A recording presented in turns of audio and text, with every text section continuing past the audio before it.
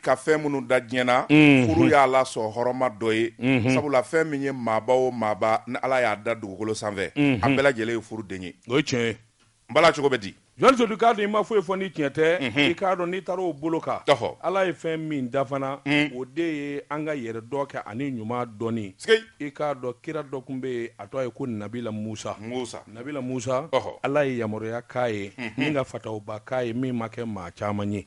sabula min ye subahana wa taala ye ani Nabila Musa kuma da ni da Ala sɔnn'o ma k'o kɛ Musa ye u ka kuma in caman kun bɛ kɛ Turusina fara la karamɔgɔw tulo b'an kan na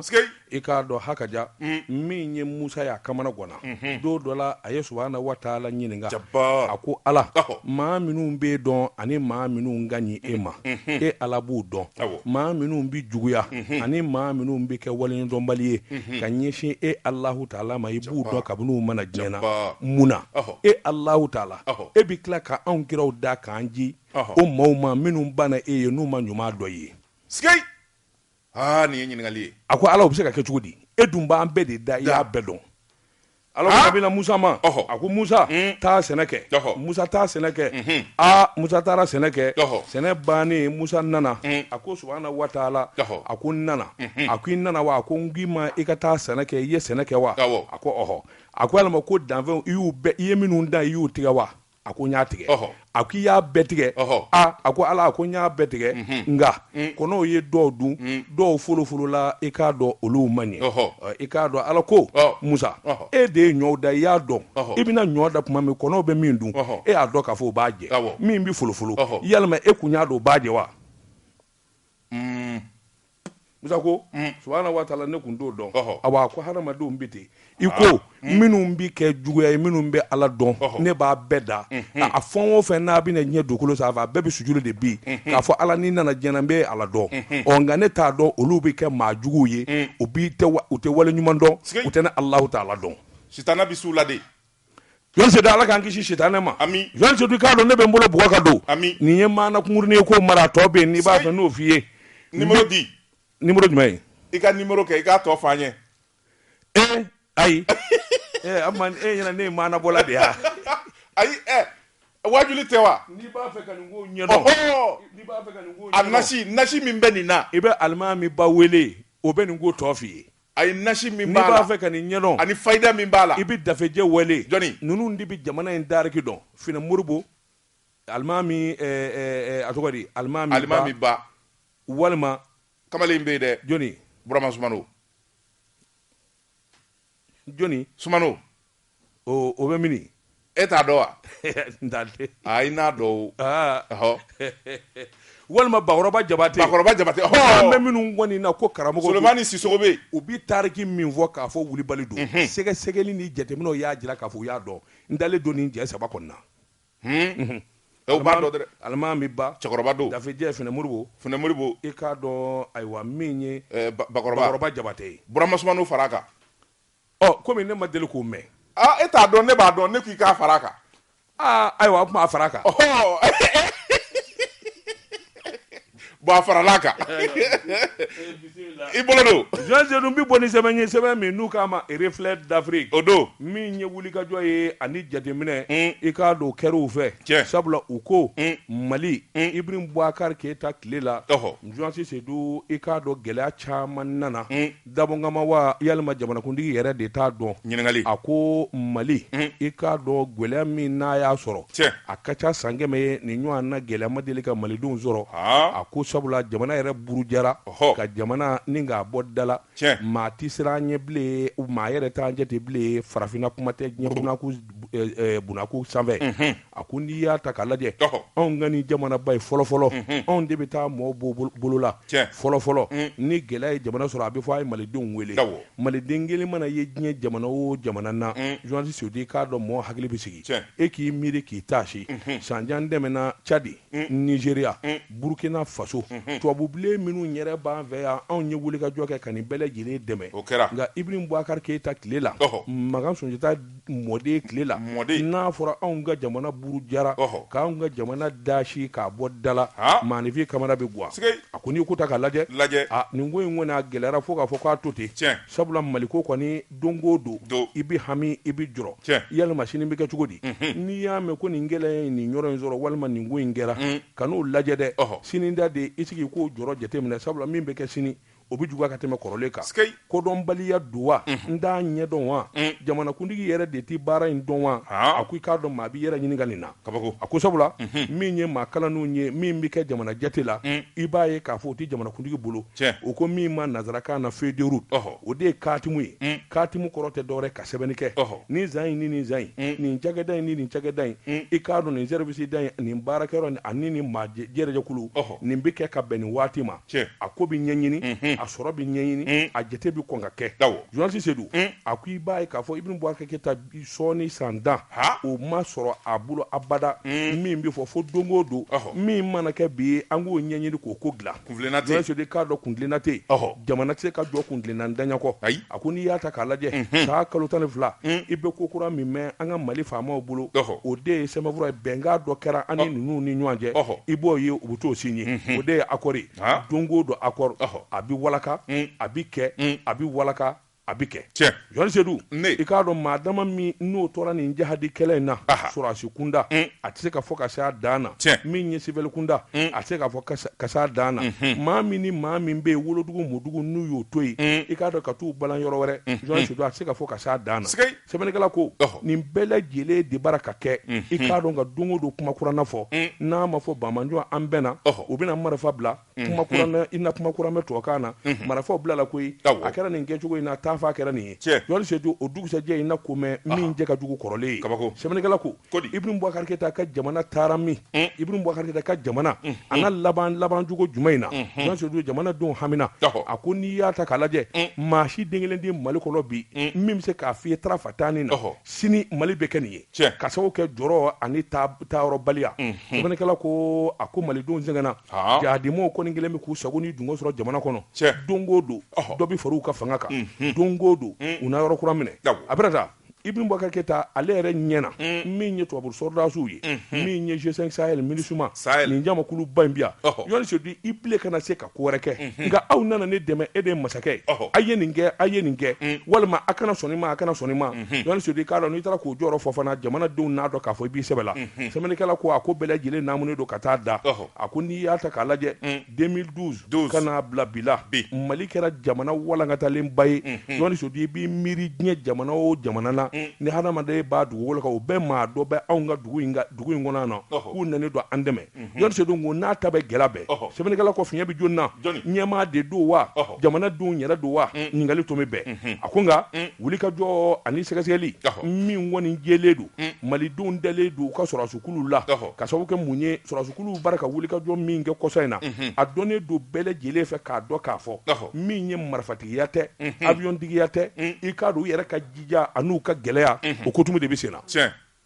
nin kun ye sɛbɛn ye an ye min zalo ka bɔ reflet d'Afrique kɔnɔ a ka bi bɔli la dama tugara ne min tɛgɛ don min bɔ ni sɛbɛn ye an ko min ma indicateur du renouveau fasiriba n'o ye ST nin y'a ka sɛbɛn ye ST ko jamanakuntigi n'o ye président Ibrahim Boubacar Keita ye Ibrahim Boubacar Keita a kumana fɛn min ye sanyɛlɛma ani sankura foli min n'a b'o kɛ fɛn min kuma in ani sigikafɔ in kɔni kɛra sababu ye jamanakuntigi yɛrɛ min b'a dusukun na kuma min b'a kɔnɔ k'a fɔ jamanadenw ye a ka kuma in danni ka lase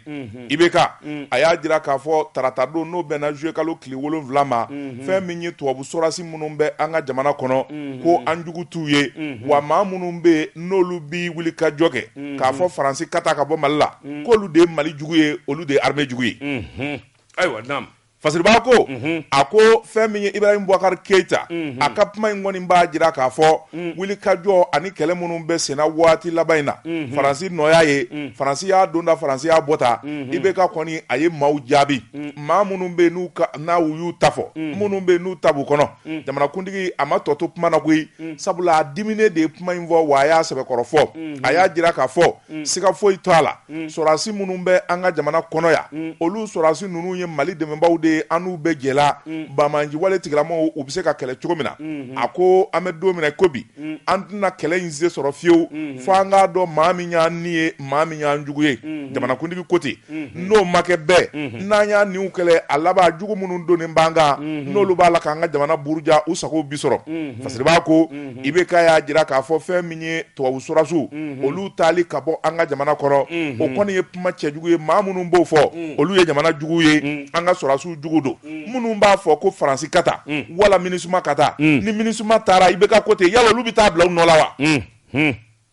o kelen a ma maninka kuma fɔ o kelen ye tiɲɛ ye faransi ka taa ni faransi taara e bɛ taa bila u nɔ la wa justement Jean Seydou n y'a f'i ye anw ma kalan anw bɛ ko jateminɛ kalabali kunda maa minnu kalannen don olu de bara k'a fɔ an ye tubabuw de kelen bɛ k'an ka jamana tiɲɛ hali banbandi ninnu bɛ jɛ la o ka kɛ tiɲɛ ye nka yalima ni tubabuw taara tɔni min bɛ yen jɔn ni jɔnni bɛna t'i jɔ k'olu kunbɛn n'u y'o fɔ n ye sini bɛ bɔ ka tubabuw gɛn maa minnu bɛ t'u kunbɛn o y'an ka armée les famas ayi tubabuw bɛ jɔyɔrɔ min na jɔn bɛ taa bila yen les famas. Donc, moi, je te pose la question. Tuabou Tali, c'est bon ou c'est mauvais? C'est très bon. Merci.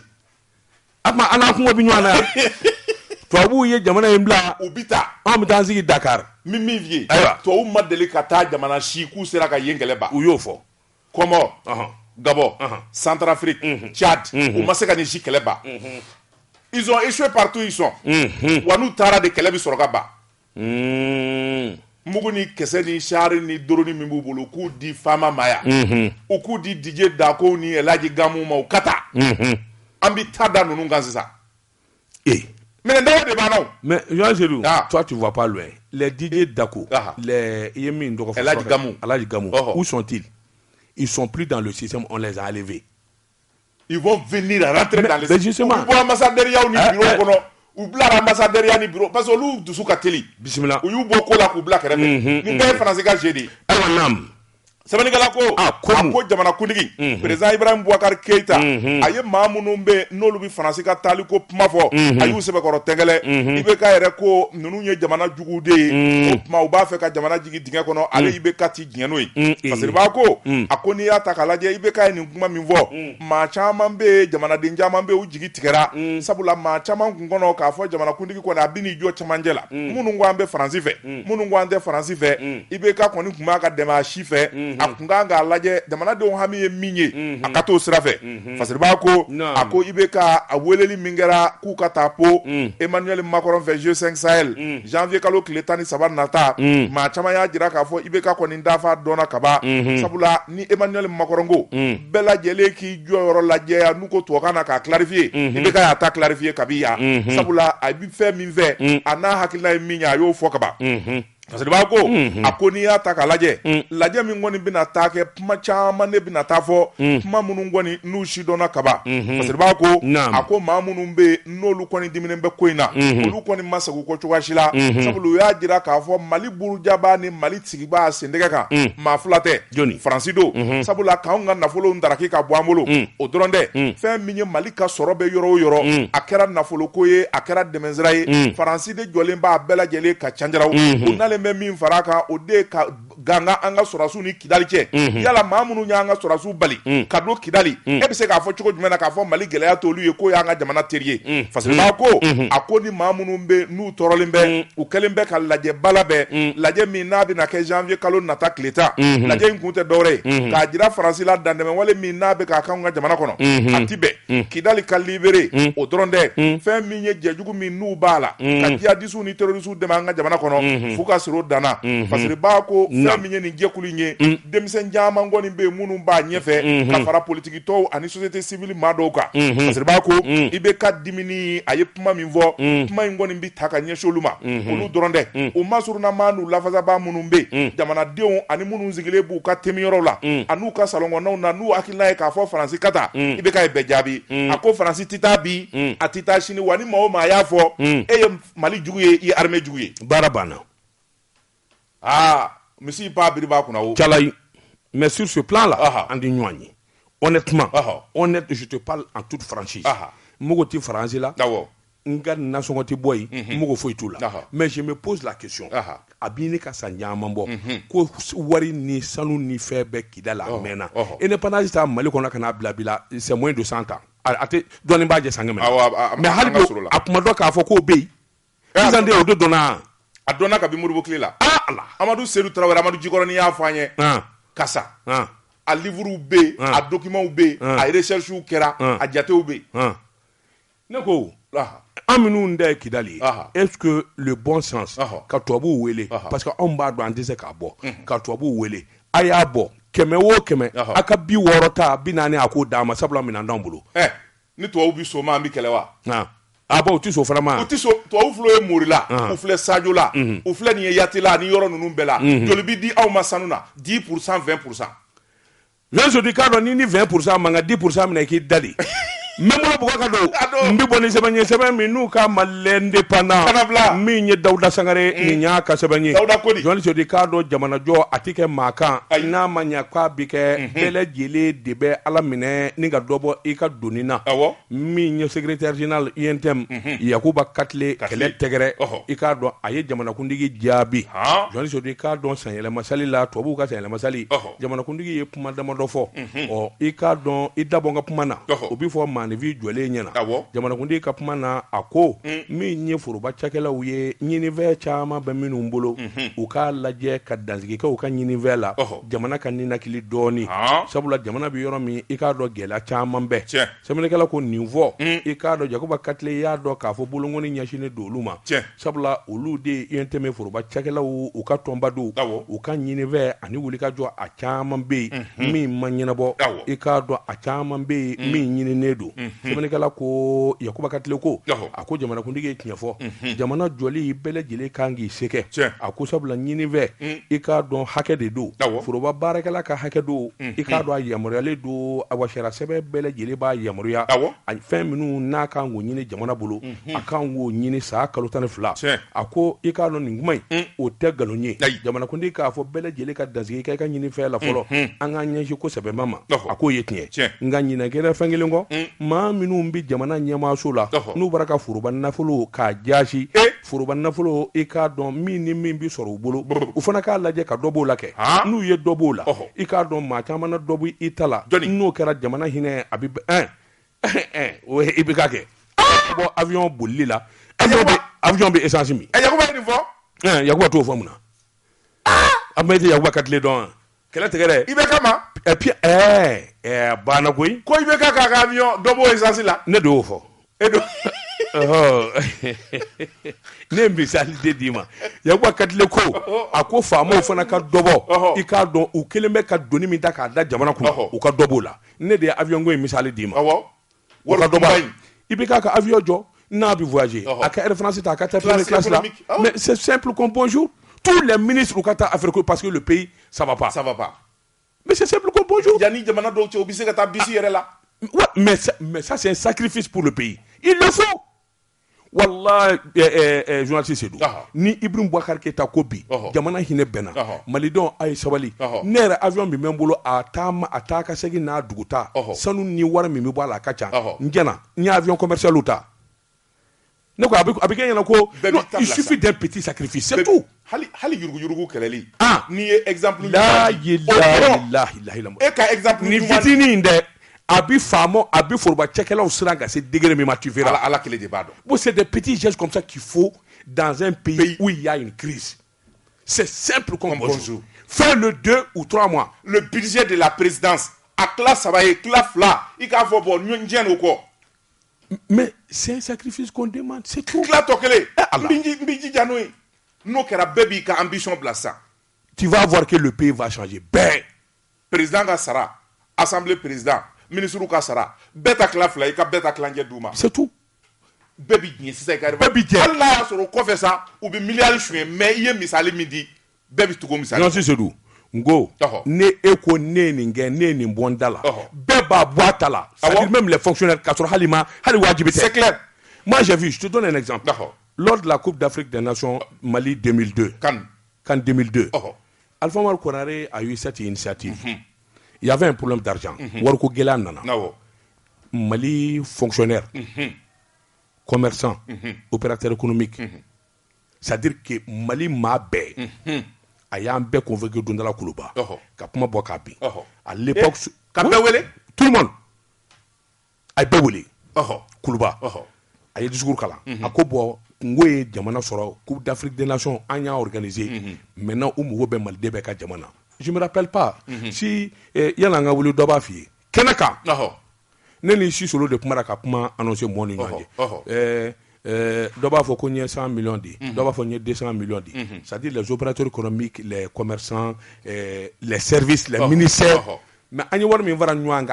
a en moins de 2 heures de temps. C'est plus de 15 milliards. C'est ça. C'est-à-dire qu'au début, il faut avoir l'initiative tout de suite. Tu le fais et ça passe. Bon, on appelle ça le pragmatisme. Non. On appelle ça le kéouyatisme. Oh, mais kéouya est pragmatique. Mais je te dis. Mais tu vois. Mais tu crois tout. Et maniake, ka aweli. Allez, Koni, allez, Koni, mani, beaucoup de l'agibana. Oh, et jata modé. Ka avion ngoni. Ni ne korage alu kete ko ne mona fo jata modé. Sogolon ko ne modé. Bara bana. Allah. Avion ko bulu to ka turke. Abana. On a donné. Atomi nyini. Ningu ya sebanye. Anye mi modé. Papa Firfon la kodo. Fais besoin aux enfants de son wari. Julina. Tu crois la ke. Moi mata toi de m'envoyer à Djougui. Non, mais même Koni, comment be femme là? Comment qu'elle fa? Yani biga ka président ma soro ne benga dabaya la. Ne de la ka kuma kelen vie. Nde la ka kuma kelen vie. Ibito ka nyina kuma ngo. Mba ya fonye ma ikana nata. Deli manja kuyata ako daba fura fo be jinatigɛ la o ye natabaya ye ni ma nata i bi lafiya sabula ni natara i bi ngalo tigɛ n'i kɛra maa nataba ye i bi sɔni kɛ n'i kɛra maa nataba ye i bi kɛ nakari ye n'i kɛra maa nataba ye diɲɛ kojugu o kojugu bɛ a bɛ maa nataba sɔrɔ n di maa nɔfɛ koyi n sɛmɛnɛ don ka ala in na ala in bɛ n bɔ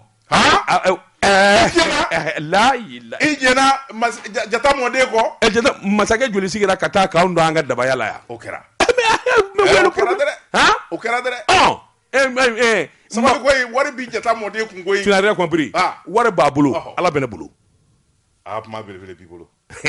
ay kari de dɛ n balimamuso sigilen bɛ kɛ n lamɛn sisan Hawa Kante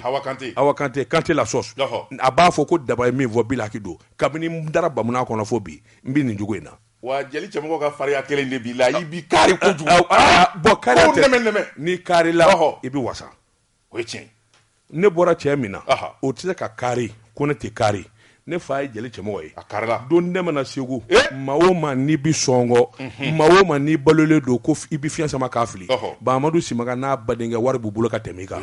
n'u ko min o bi kɛ o don segu n'u ko min ka kɛ segu ka yɛlɛma a bɛ yɛlɛma n'u mago bɛ fɔli duman na Mali jeli bi yɔrɔ o yɔrɔ u b'a bɛɛ wele u bɛ fɔli kɛ Fanata Majini Ba Tunkara i k'a dɔn u n'a ɲɔgɔnna jelimusokɔrɔbaw u donnama in kama olu de bɛ sanga na u b'u wele u den da ka kɔɲɔ kɛra jeliw ye ɲɔgɔn sɔrɔ i k'a dɔn Bahamadu la ala ka hinɛ Bahamadu la jeliw ye ɲɔgɔn sɔrɔ a la a ko n y'a mɛn ko jeli cɛmɔgɔ a ka gɛrɛnkɛ fɔli ka di kojugu k'a bɛ gɛrɛnkɛ fɔli dɔ kojugu Madi Tunkara dɔgɔkɛ ye a ye ɲɛma a ka ci bila a ma u taara fɔ a ye ko Bahamadu ko k'a mago b'i la o y'a sɔrɔ kamiko kɔrɔnin b'a bolo a ye kamiko ta ten kamiko kɔrɔ hali mobili t'a fɛ awɔ a ye kamiko ta ka n'i jɔ da la a ko naamu Bahamadu ko e ko i mago bɛ ne na a ko jeli cɛmɔgɔ a ka di i kana gɛrɛnkɛ fɔli fɔ n ye a y'i bolo da da la a ko woro Bahamadu wala a ma taa ngɔni ta ka na a ko Bahamadu wala gɛrɛnkɛ ne kana ngɔni fɔ gɛrɛnkɛ ye kɔri i y'o kunanja bɔ min cɛbaga nin fɔ ne fa sara k'a ka ngɔni to salandaw ka so hali sini o don ko n bɔra segu ba salan ko ma i fa ka ngɔni sɛmɛnɛ filɛ n ko bɔ a mara ye masa a ma fɔlɔ cɛmɔgɔ y'an jɛ o don bon n b'o sira de ka dɛ nɛgɛw kɛra i k'a dɔn foyi man jugu diɲɛna ka jarabi bɔ i k'a dɔn a ɲɔgɔnna ko duman fana tɛ Jɔni Sodo i k'a dɔn jarabi ye pikiri ye jarabi ye fura ye Jɔni Sodo i k'a dɔn ni maa o maa k'i ma k'i kana jarabi a tɛ jarabi dɔn ala m'an jarabira hali muso la an ka ɲi ta ala m'i jarabila hali furumuso la anw ka ɲi da jarabi anw ye min don a la sanga de don n'o sanga banna hinɛ ni makari ni deli de bɛna furuɲɔgɔnya na o de ka di jarabi ye jarabi ye panga turu ni fɛn ninnu anw bɔra o la a mɛnna anw ye bamananw ye n'a aw ye bamananw hinɛ makari bonya ni karama o de b'anw fɛ yen furu la Jɔn k'a dɔn foyi man di diɲɛ ka jarabi bɔ i furumuso n'i jarabira a la foyi man di dugukolo sanfɛ k'o bɔ o fana ka di jarabi tɔ bɛɛ ye furu kɛlen kɔ wa n'o tɛ anw daw kun bɛ meleke ka na d'anw ma de an b'a dɔn kɔɲɔso la nkalon b'i da i bolo don nkalon don i bolo don babilen ne b'a bɛɛ ɲini a bɛ nkalon k'a bɛɛ furu kana n'a ye kelen y'i tɛ min ɲini a ti maa ɲininka a bɛ bɔ kolo ni furusiraw ni fa ni ba lajɛ dɔrɔn i bɛ bɔ min kalama a b'a f'i ye ko muso bɛna alamisa don a b'a kun melekelen d'i ma daba tɔgɔ ne min tɛgɛ don min bɔ ni sɛbɛn ye an ko min ma ayiwa an tɛna tɔn ɲini kɔfɛ a fɔ tɔgɔnda journal tɔgɔnda fasiriba n'o ye Mamutu Tangara ye nin y'a ka sɛbɛn ye Mamutu Tangara ko a bɛna ta ni wulikajɔ ani sɛgɛsɛgɛli ni kɔlɔsili ma kɛ fɛn min y'an ka sɔrɔdasiw ye n'o ye armée ye u bɛ ka janfa janfa dun kɛbaa a ti yɔrɔ wɛrɛ fɛn min ye Mali faama dɔw bɛ minnu yɛrɛ bɛ armée la disibaw olu de bɛ ka an ka sɔrɔdasiw ka taji suɲɛ ni k'a feere stationw ma fasiriba ko a ko Mali bi kɛlɛ la a dɔnnen bɛɛ wulikajɔ ni tɔɔrɔ ani degun min dalen an ka jamana kan a bɛɛ lajɛlen dɔnnen bɛɛ sanga ni waati ni sɔrɔdasiw taara patrouille la i b'a ye fɛn min ye u ni jugu ye n'u kɛra ɲɔgɔn na ni sira kɔni yɛlɛmana k'a f'u ye sira fara ka dugu dɔ meleke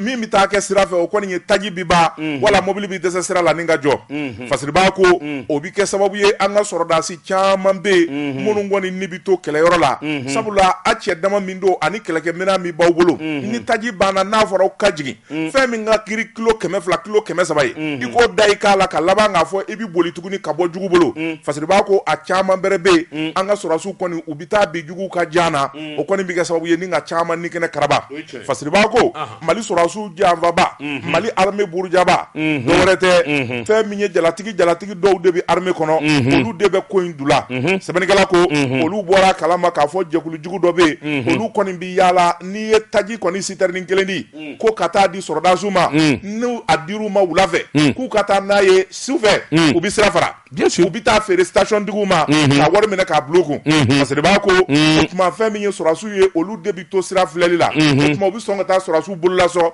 n'u ɲininkana u b'a fɔ ko taji tɛ yen parce que de b'a ko k'a sɔrɔ jamana kelen bɛ ka nafoloba de kulu nafolo min yɛrɛ n'i y'a don taji la k'a woyo a bɛ woyo i b'a fɔ baji parce que de b'a ko maa dɔw de b'a kan minnu dalen bɛ ko in ji jukɔrɔla la ni k'a nafolo bɛɛ lajɛlen a n'a taji bɛɛ lajɛlen buruja ka taa feere station tigiw ma station tigi caman fana bɛ yen minnu fana kɔni kelen bɛ ka nin k'u ka sɔrɔ sira ye sabula fɛn min ye citerne ɲɛ kelen ye min sɔngɔ bɛ se miliyɔn da miliyɔn 20 ma n'a jɔr'u kɔrɔ dɔrɔn u bɛ sina k'a fɔ miliyɔn 5 cogo t'a la o parce que n'i nana n'a ye sa i tɛ se ka taa n'a ye a tɛ se ka yaala awɔ miliyɔn 5 o b'o minɛ ka taa miliyɔn da miliyɔn 20 fɛ i b'o feere miliyɔn 5 k'o wari minɛ bila i kun ka taa maa min b'a kɛ ale ye jamana janfa min fana b'a san o ye jamana janfa nin damanda de kelen bɛ sababu ye an ka sɔrɔdasiw ni ka u ka wulikajɔ ani u ka munumunu salo gɛlɛya yɔrɔ caman bɛ yen patrouille tɛ se ka se yen sabula taji min bɛ di sɔrɔdasiw ma a tɛ bɔli kɛ maa dɔw de kelen bɛ k'a bɛɛ lajɛlen kumaniya n ye mun f'i ye kunnafoni filɛ nin ye an ye min zalo ka bɔ journal tɔgɔndan kɔnɔ a ka bi bɔli la Joël Sidou bon e yɛrɛ ka nin lajɛ ni tubabuw taara nin jogo in na a bɛ ɲɛnabɔ wa est ce que nin ye tubabu nɔ ye bon ce système là existe il y a belle lurette a bɛ yen dɔw yɛrɛ bɛ taa essence pomper ka bɔ cuve kɔnɔ sɔrɔsiw ka essence mobili yɛrɛ jɔlen sɔrɔsi mobili yɛrɛ jɔlen a bɛ taa kɛlɛ kɛ u b'a essence sama i b'u to sɔrɔsi mobili bolili la essence bɛ ban a bɛ fɔ ko essence tɛ yen patron dalen bɛ kilomètre kɔrɔ ka ala ma taa essence k'a feere wa min y'a la juguman ye k'aw to kɛlɛyɔrɔ la aw ni jugu kɛlen ɲɔgɔn na a bɛ ɲɔgɔn gɛnni daminɛ mobili bɛ se k'a turuso k'a jɔ wala essence t'a la c'est grave hein voilà a bɛ fɔ ko dotation dun dira dɛ dotation dira nka n'i taara dingɛ kɔnɔ i b'a sɔrɔ foyi tɛ yen wa fankelen tɛ dɛ yɔrɔ bɛɛ a bɛ sɔrɔsiw fɛ cogo min a bɛ yɔrɔ wɛrɛw la a bɛ kɔɔri wɛrɛw la même à l'énergie même à l'EDEM EDEM ka gasoil ni fɛn non c'est pas c'est à dire il y a un Joël Sidou courant bɛ tigɛ u nɔ b'a la ala kan zabu je disais nous ne ben ngele ku ado mbi boni sebe mi nous kama le pays jamana je se dis ka do ngalo mana da mana mi ni tiete kelenye je se dis ka do abi tonji jo nga ni ma mi bi jetemine ke ibe awa flelike je se dis ka do kuma do bi fo ere ka nga do ka fo ngalo société yara wal société yara wal yon se de ka do clefina na sebeni do kera ku ka station i ka do minye abo vignette min bi da pompe u ka ki ka do menakura station ko abo vignette tu bolo ngalungi se blé yon se du sebeni gala ko ako olu yɛrɛ de kun ye sebeni nge koyi wa utara sɛgɛsɛgɛ olu yɛrɛ filila i ka do sebeni na kinyete i ka do o kuma o bi kinyetigi ka kinyɛ sɛgɛ ma munu y'a sɛbɛ olu yɛrɛ de y'a munu yɛrɛ a sɛbɛ olu de sɛgɛra ka u malo la a ko n'i y'a ta k'a lajɛ u kun ye station dɔ tɔgɔ fɔ a ko n'i y'a ta k'a lajɛ station Shell Yara Wal Oryx minnu filɛ ayiwa Malilɛ fanfɛ i k'a dɔn ayiwa min ye wulikajɔ ye wulikajɔ min n'a nana ta ka jɛnjɛn Alcom min ye Ablaye Balo i k'a dɔn ayiwa min ye ayiwa Yara Wal ta in ye i k'a dɔn k'o ye nkalon ye sabula i k'a dɔn tiɲɛ yɛrɛ la i k'a don fili la o kuma u bi yafa ɲini kɛ min kɔni ye nkalon ye u y'a da la o kuma u bi yafa ɲini kɛ nin ye cɛya dɔ ye jɔnni sɔrɔ i k'a dɔn sɛbɛnnikɛla kumakɛla n'i ye kuma fɔ maa ma ni tiɲɛ tɛ n'a tigi karila k'i wele karisa nin min kɛra i k'a dɔn a ma kɛ tan a kɛra tan a dalu filɛ nin a ye wajibiyalen de kan i k'o tiɲɛ fana fɔ yɔnsori k'a dɔn ayiwa yɔrɔ min n'a fila mɛnɛkura i y'a dɔn n'i ye jateminɛ kɛ min ye Mali kɔnɔna ye bi i k'a dɔn station wɛrɛ min bɛ yen ni maliyɛn da don k'a cɛ ka ɲi makama dafalen bɛ k'a cɛ ka ɲi essence dafalen bɛ k'a cɛ ka ɲi baarakɛlaw kalannen carburant qualité ka ɲi a fɔ station Yara Wal je mets quiconque au défi aujourd'hui au Mali ni ne bi tɛmɛ ou ka station tellement qu'a checké. Mais bien sûr, c'est ce qu'on a dit. Et pour quel mec a verre mingala, verre ingardini tellement. Mais c'est ce qu'on a demandé aux Maliens. Je ne sais pas. Bien fait. Sérieux. Et il y a des Maliens du Mali qui ont station ben mimolo. Beita de Shell ni kirikara kiruma. SNF ou BD. Mais en petite quantité. AB oil. AB oil. En petite quantité. C'est pas la qualité. Ablo Badilima. Adoni Badili. Je dis c'est nous. Yara Wal. Je suis de cadre anga commentaire bedabla ka ɲɛfɔ ɲɔgɔn ye. Jamana in kɔnɔ station n'i y'a k'a b'i ɲɛ frappé. La première station au Mali aujourd'hui c'est Yara Wal. Non, là je suis d'accord. C'est parce qu'on a voulu mettre les moyens. Là je suis d'accord. Il faut mettre les moyens. Depuis Iba il y a le sérieux. Mais non. Je suis de cadre John Beba. Hein? Chakoroba Tewa. Johnny. Babu Yarage. Babu Yarabi sɛ de ɲimi ka sogo ɲimi a bi da a bi sɔnna ni ɲɛnafin a bɛna a bɛ taa turu jɛ faransi a bɛ na. A bɛɛ bɛ cɛnin in kelen bolo. Johnny. N denkɛ. Ala Mamadu. Johnny. Yara Gufadu. Mamadu wa. Awɔ. Mamadu kamaleni. Justement n'i taara sigilen sɔrɔ n'i ko Mamadu dɔrɔn a bɛ yɛlɛ. Mais il a étudié à Londres. A ma foyi kalan nin bɔ. A ye kalan de kɛ Londres kana nin kama. Et si yɛrɛ ma janfa il est tellement jeune. Justement. Mais an b'o de fɛ bi Mali kɔnɔ. On veut des jeunes entrepreneurs. Des exemples. On veut des jeunes minnu cɛsirilen don qui font du bon boulot. An b'o de ɲini Mali kɔnɔ. Qui doivent être encouragés. Ni nin cayara tubabuw bɛ taa o. Aw bɛ taa. Non. Tubabu bɛ taa n'u yɛrɛ ye. Mais jɔn c'est n'i y'a ye station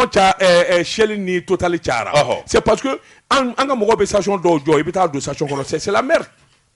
Ni ne station dɔw ye bouteille de. Mais c'est pas la peine. Et la station dɔw. Mais n'i b'a fɛ ka baara kɛ fɛn du sérieux. C'est honteux. Wa a bɛɛ risque ba de la ni tasuma ko k'a bɛ wuli a bɛ tiɲɛni ba de kɛ. Jɔn c'est dun. Sécurité t'a la. I k'a dɔn sɛbɛnnikɛla ko. Kodi. A ko sɛbɛnnikɛla minnu n'u bɛ nin kɛ. I k'a dɔn awa i k'a dɔn kuma tɛ nin kɔfɛ koyi. A ko Yara Wal min bɛ Mɛnɛkura station kura don. A banna a ma mɛn. Jɔn c'est k'a dɔn sɛbɛnfura fɛn o fɛn ka kan ka ta. I k'a dɔn a bɛɛ lajɛlen dafalen b'u bolo. Nka n'i ye station kura dayɛlɛ i k'a dɔn pompe minnu bɛ sigi u bɛ ko k'u jɛ k'u nettoyer. Kura minnu bɛna sigi i b'u bɛɛ nettoyer. O vignette de kan ka nɔrɔ i k'a dɔn fɛn kan.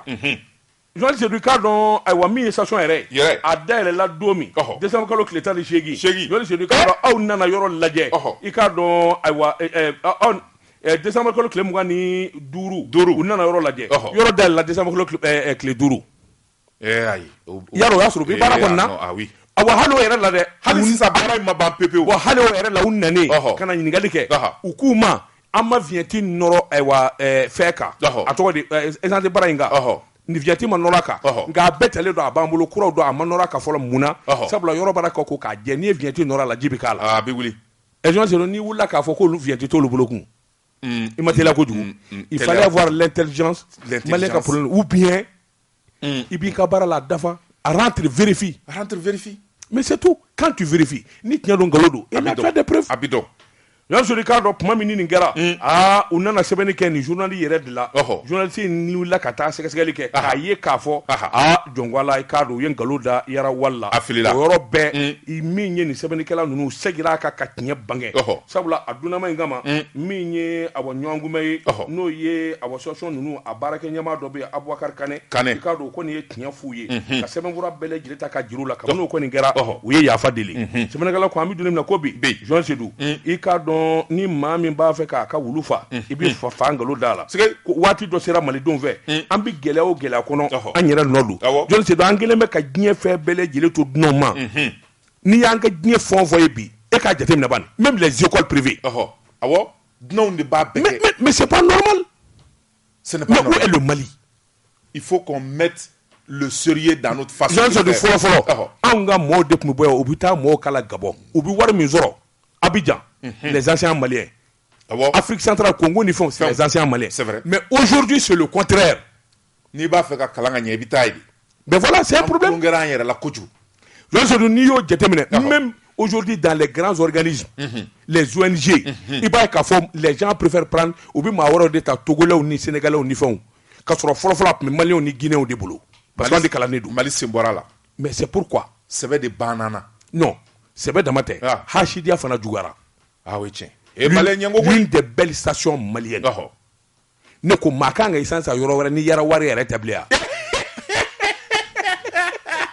o tuma o b'a di fu la de non n ka kuma ye min ye i b'a dɔn au lieu de ka taa wari don jamana wɛrɛ maa kun i ka taa di Shell ma ou bien i ka taa di Total ma i t'a bila ou bien Oryx ma o ye dunanw da ye o wari bɛ fara ɲɔgɔn kan ka bɔ de i b'a bila i yɛrɛ ta kun mais c'est tout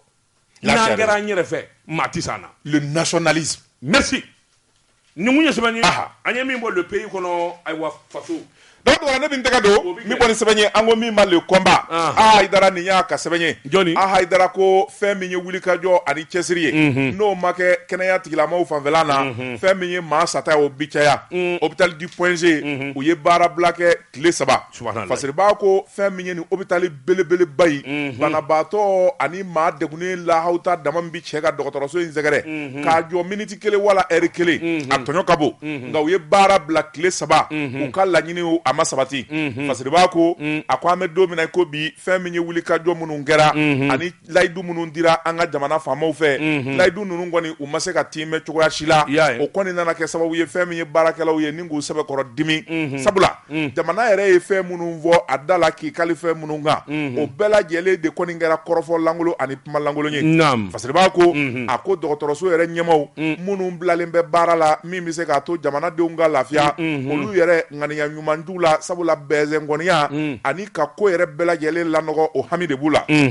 Fasiriba ko a ko syndicat min bɛ baarakɛlaw ka ko kunna o secrétaire administratif o kɔni ye kunnafoni di kɛ a ye kunnafoni min di kɛ o kɔni kɛra sababu ye fɛn min ye ko caman ye a y'o ɲɛfɔ a ko grève min n'u y'a kɛ tile 3 grève in baarakɛlaw y'a lamɛn sabula n'i taara dɔgɔtɔrɔso la banabaatɔw dasilen bɛ ɲɔgɔn kan npanw lankolonyalen don dɔgɔtɔrɔw yɛrɛ olu bɛɛ lajɛlen taalen bɛ u ka sira fɛ maa minnu bɛ yen n'olu ye banabaatɔw ye n'olu bɛna don o don sɔgɔma a ko i b'a ye k'a fɔ olu sigiyɔrɔ a bɛɛ lajɛlen lankolonyalen bɛ tige bi ta yɔrɔ min ani dondaw la araw bi jɔ yɔrɔ min na i b'a ye k'a fɔ maa si tɛ yen fɛn min ye syndicat maaw ye u y'a jira k'a fɔ olu kɔni diyaɲɛbaatɔ ma grève in kɛ sabula buna hadamaden n'i bɛ ko o ko la i b'a dɔn k'a fɔ ko ka gɛlɛn nka n'a fɔra k'a fɔ hali dɔgɔtɔrɔso la gan tɛ sɔrɔ alikɔli kɛrɛfɛ tɛ yala fura tɔw kɔni ko tɛ n'i ko i bɛ arajo kɛ i bɛ scanner kɛ o si tɛ Fasiriba ko yala dɔgɔtɔrɔ bɛ baara kɛ ni mun ye a daji wa u y'a jira k'a fɔ fɛn min kɔni ye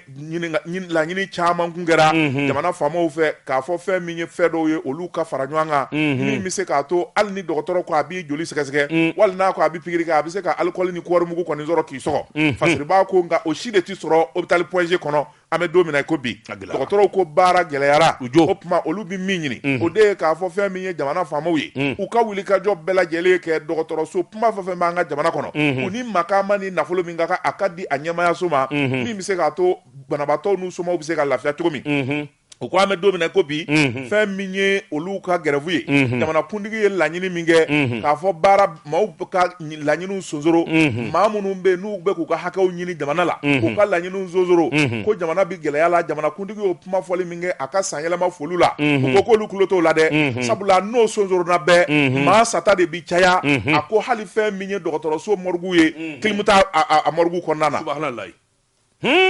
ni fure donn'o kɔnɔ o bi ɲa wa a ti ɲɛ baara tiɲɛna ko in gɛlɛyara dɛ journaliste ne y'a f'i ye Mali ka ko a gɛlɛya caman banna n delila ka dalu kelen di ma journaliste i k'a dɔn dɔgɔtɔrɔso Mali dɔgɔtɔrɔsobaw journaliste i k'a dɔn tiɲɛ don min ye dɔgɔtɔrɔw ye fiɲɛ b'u la fiɲɛ bɛ état la n'o tɛ ni ne don journaliste i k'a dɔn nin jamanaba in an bɛ bɔ yan an bɛ taa Tunisie an bɛ taa Maroc journaliste i k'a dɔn lebu da don c'est-à-dire que je peux pas comprendre wallahi moi je peux pas comprendre. Les mêmes médecins de Tunisie et du Mali, c'est les mêmes écoles de médecine qu'ils ont fréquentées. Ils ont fait les mêmes écoles. Mais où est le problème? Ce sont des collègues. Où est Kalangele de Ké? Bien Biketa, opération Biketa, Kalangele de Kera Tunisie Dogotoro Kuna, ou de Kera Mali Dogotoro Kuna. Mais pourquoi Anga Awa Dogotoro So Taknyene de Mouna? Pose-toi la question, tu as la solution. C'est vrai. Mais non. Nyama, Mouna. Tu mets matériel fond vobé natia anyine kana c'est la moindre des choses matériel médicaux il y a même mobi baraka bi bana yira bana sera ka do abi furake ni mina minuni i ba besa i bina to docteur kono kele je dis les médecins qui sont là-bas tu leur mets dans les meilleures conditions de travail c'est simple et tu poses ta condition il y a état ka docteur tu jures imbe baraka fosoyi ndi jigini ni erinde kele fɔn ni i kan ka baara kɛ n'o ye a bɛɛ bɛ d'i ma n'an y'a mɛn don o don k'i ye maa wɛrɛ bɔ an ka dɔgɔtɔrɔso la sabula i bɛ taa kunkuru minɛ clinique dɔ la i b'i gɛn ka bɔ baara la mais c'est simple c'est très simple mais il faut qu'il soit dans les meilleures conditions de travail a bɛ organiser sisan mais c'est tout ni maa min t'o fɛ o bɛ bɔ faso ka dɔgɔtɔrɔso la a bɛ taa ka clinique dayɛlɛ mais c'est tout mais quand ils n'ont pas les moyens t'as posé hôpital du Mali bora ko tafo bon j'ai la jabani ça ne va pas non ça va pas le plus grand hôpital bon famo be dulaki badoni yala la halibe ko Mali on bi barala Allah de bi faranga nam sabanikɛla ko ko an bɛ don min na ko bi fɛn min ye kɛnɛya ye tulonkɛ fɛn tɛ dɔgɔtɔrɔ minnu bɛ ani baarakɛla minnu bɛ o tuma olu ka laɲini ye jamana faamaw bɛ se ka kɛnɛya ta ba la cogo min na sabula a bɛna kɛ sababu ye maa caman bɛ minnu kɔni tɛ fanga nafa sɔrɔ olu tɛ minisiriya jɔyɔrɔ la nka dɔw banana bɛɛ olu jigi bɛ da yɔrɔ min kan o de ye dɔgɔtɔrɔso ye ni dɔgɔtɔrɔ lafiyalen bɛ fura bɛ yen minɛn bɛ dɔgɔtɔrɔ bolo a bɛ kɛ sababu ye olu yɛrɛ u bɛ min laɲini jamana fɛ hali maa ma wari d'u ma u bɛ fura ni kɛnɛya min sɔrɔ u b'u bɔ parce que b'a ko nka jamana dɛsɛlen b'o bɛɛ lajɛlen la Mali dɔgɔtɔrɔso kuma fɛn o fɛn k'a daminɛ Kayi fɔ Kidali a bɛɛ lajɛlen sigilen b'a sen tɛgɛ ka ŋami foyi t'a kɔnɔ dɔgɔtɔrɔw kɔni u bɛ maɲumako suguya bɛɛ lajɛlen la wa fɛn min ye maa tata ka taa jamana kɔ kan ka taa furakɛ don o don dɔ de bɛ fara o kan sabula fɛn min ye dɔgɔtɔrɔw ye don o don dɔ bɛ fara o ka dɛsɛ kan sabula minɛn minnu bɛ yen n'u bɛ baara kɛ n'o ye minɛn ninnu bɛ tiɲɛ ka kalo caman kɛ dɔw yɛrɛ bɛ san kɛ o ti sɔrɔ an bɛ don min na ko bi a ko scanner échographie arajo hali k'i joli lajɛ n'i ye groupe A ye wala groupe B o tɛ se ka kɛ et voilà banabaatɔ mana taa d'e ma urgence la k'e ka joli k'a la e t'a dɔn groupe A don B don ou bien O don e bɛ joli k'o la cogo di i laban i bɛ dabileni de k'a la koyi mais j'étais groupe kɔni t'o la o ala k'ale ɲɛ groupe bɛɛ la dabileni bɛ ɲɛ groupe bɛɛ la dabileni bɛ ɲɛ diɲɛ groupe bɛɛ la voilà mais non sois sérieux c'est-à-dire que ne mana Mali faamaw ye hali kunkolodimi ni mana min minɛ u bɛ avion ta n'u tɛ Faransi u bɛ n ɲininka Tunisie walima Maroc justement o de Mali yɛrɛ ko bɛɛ ban mais c'est l'ignorance mais ni faamaw sɔnna aujourd'hui ka Mali dɔgɔtɔrɔw bila dans les meilleures conditions et même ils acceptent de se faire soigner au Mali la famille se soigne au Mali je se dis tu vas voir même les médecins là ni min bɛ tulonkɛ la a b'a ɲini ka sɛbɛko kɛ o jɛlen don mais non mais i b'a kalama k'a fɔ faamaw b'o min kɛ u bɛ k'o k'u yɛrɛ la parce que l'urgence médicale n'attend pas la Tunisie la France bana bɛ cu i kan tout de suite à la minute fo dɔgɔtɔrɔ k'i ta en charge n'o tɛ i b'i sa voilà n'i ko i bɛ taa billet ɲini ou bien i bɛ avion nali air kɔnɔ n'u m'a fɔ i su bɛ taa morgue la il a été opéré d'un truc bénin mɔgɔ tɔgɔ fɔ i bolo don i bolo don i bolo don i bolo don anw tora ala koyi anw tora ala de koyi ala de bɛ fara nin ɲamana in kan ala de b'an bɔ wa n bɛ min ye u b'o faransi ta nɔfɛ la c'est à dire diɲɛ machine bɛɛ bɛ branche la zéro ti foyi ye ala t'a juru la o tɔɲɔni ni fɛn min kɛ o e b'o ye wa a t'i ye o ala t'a juru la diɲɛ na o bɛ laban ka na sa nbogolo u bɛ na dɔgɔtɔrɔ bɛ diɲɛ fɛn o fɛn bɛ n'o ye ko duman ye a bɛ fɔ k'u ka n'o kɛ k'i kana kwa dun i kana sukaro dun sɛsogo kana ɲimi i kana jɛgɛ dun i ta ma diɲɛ kabini diɲɛ na yɛrɛ t'a dɔn i jeni na o de bɛ f'u ye fara e ka taa ase kɔnɔ wula fɛ sodiba lajɛ pɔn sɛfɛlaw lajɛ u bɛ taa VW jɔ kɛrɛda fɛ BCAO terrain lajɛ o tuma i b'u ye bogi n'o mɔrɔ fɛ haramu ye fa mɛnna bɛɛ ta tɛ haramu ye a bɛɛ ta tɛ haramu ye dɛ ne delila ka taa faama dɔ ka bureau la ne bɛ nin kuma min fɔ a b'a kɔnɔ ko ne ale ye boli dilan ko ne kan b'ale ale bɛ boli a ko dɔgɔ i ka farin yan moi ma maladie là ça je l'ai depuis quand j'étais enfant ne ka fɔ ne ko ne ni i jo t'a la i jo t'a la i bolo don yanzu de e ko waati na ka waati ma se bi tan da bila sa dɔ kɛra koyi dɔ kɛra